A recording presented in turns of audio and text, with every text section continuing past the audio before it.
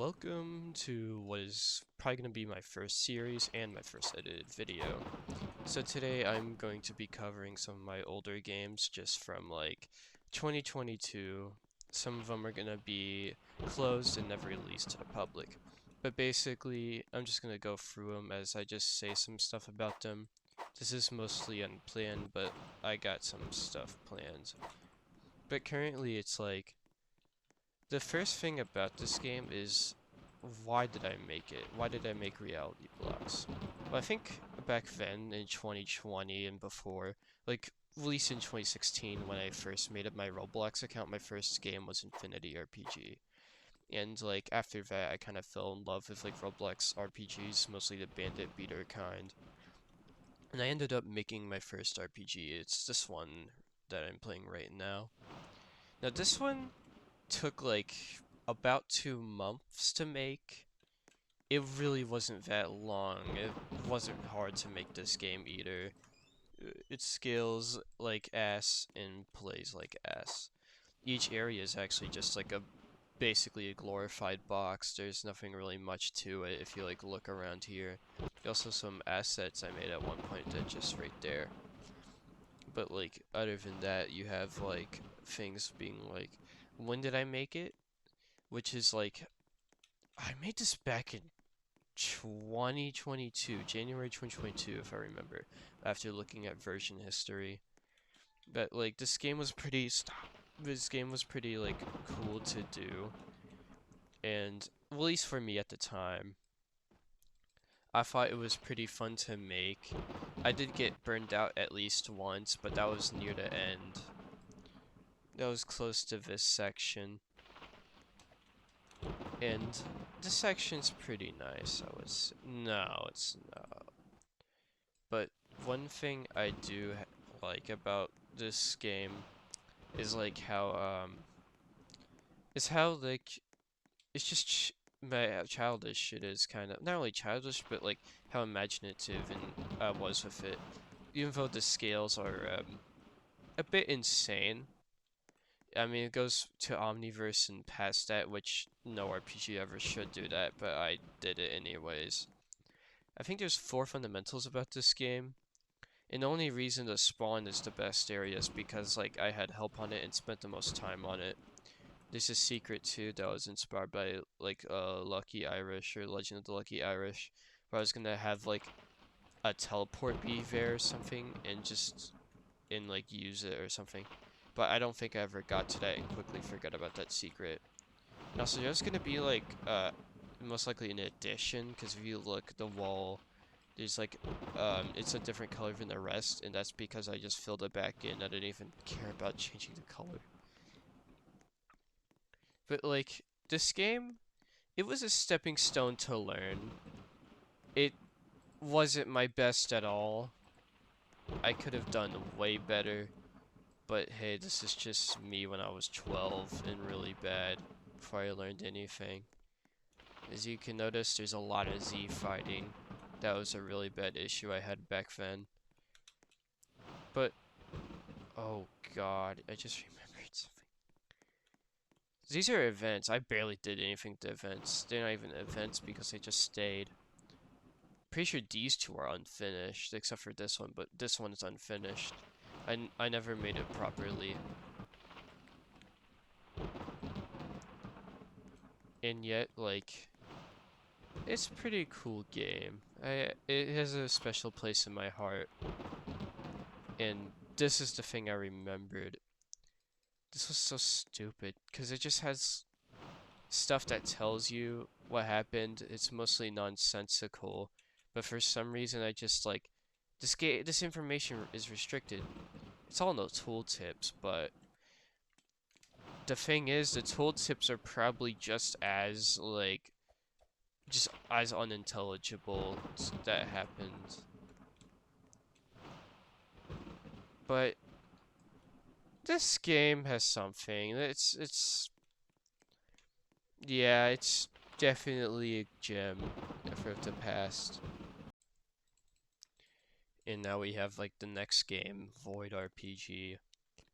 This game was pretty interesting, I would say. even though it never got finished, and this is the only mob. It was supposed to be like something for fun. This was my first Droplets Kit RPG. I think this came later as like when I was like used it for testing something. This guy's actually supposed to drop an orb. I'm not sure if he does. Or was it a different guy? I don't exactly remember.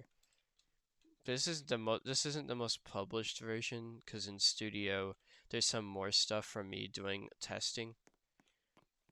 This game is a thing of the past. Yeah, it has this old tower model I made a long time ago, and it has like a sign over here for whatever would have been next. I'm not too sure what been next because this game just was never completed. It was just made during like a time of transition, like released before I made Legends of Reality, which is the second main game after Reality Blocks. But as you can see from Reality Blocks, the second game is quite of a jump. This is already a lot different and also quite larger. And this one actually has secrets, which I don't really mind showing them since this game also isn't playable. I never got to the scaling problem of my RPGs until like a later time. But at least there's an armor room. You don't have to like just go run for an armor. That's like an old thing that almost all RPGs had a problem with. There's also this. I don't know why I added this. I think it's because someone else thought it was funny. But yeah. I mean, you have like these things. This wasn't supposed to be like a joke, by the way.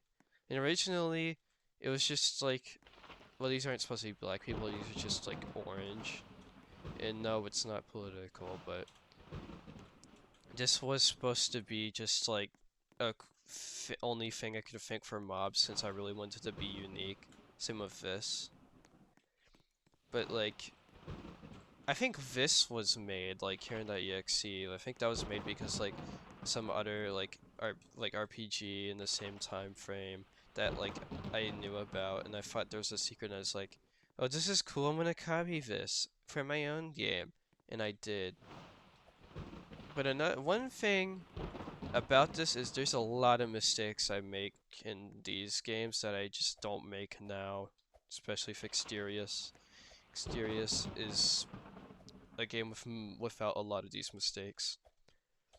And at the time, I only really knew how to build a tree.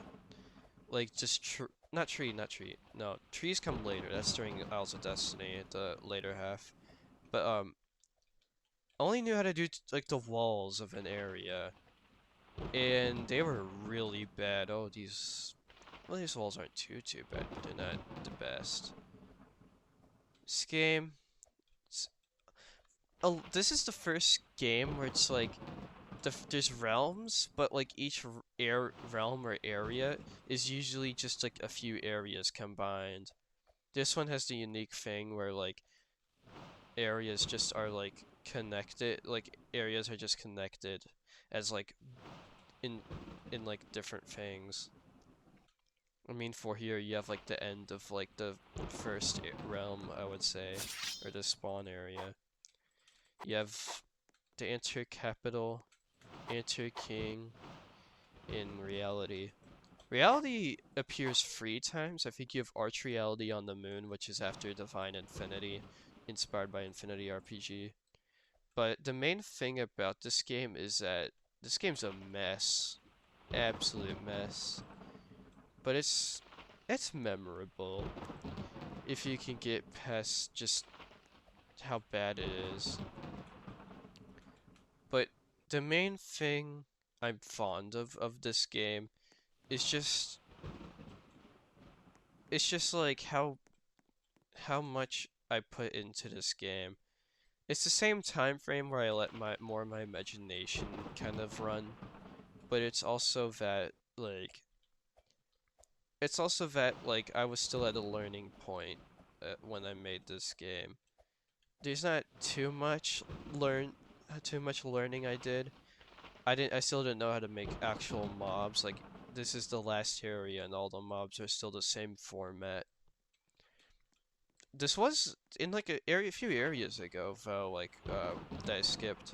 Is that like I learned how to like add parts to mobs, which was pretty nice, at least for the time. But the main thing about this game is that don't use droplets kit. I only used it because I was forced to.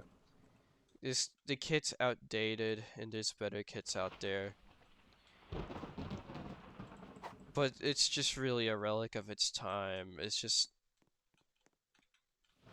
and not really of its time too, because like a lot of people still don't know how to build since a lot of them are new, like I am. Many probably won't do the same journey I have because I stuck to this like genre for 4 years straight just making. But I think it's pretty nice to like, look at where you begun. Cause like when you look at where you've begun, you can just have a sense of fulfillment for like how far you've come. But there's still more to do. But the main thing about this game is that I made a lot of mistakes in this game that are kind of stupid when you look at it. But it really was a learning step for how to actually make the RPGs that I like. But yeah, over here is the final area and the final boss.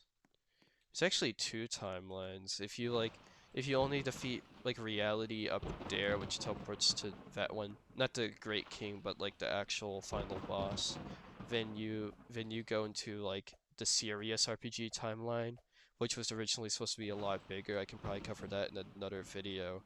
But you also have this timeline, where if you kill this guy, you can go to Legend of Darkium, which was made like right after this game was finished in November.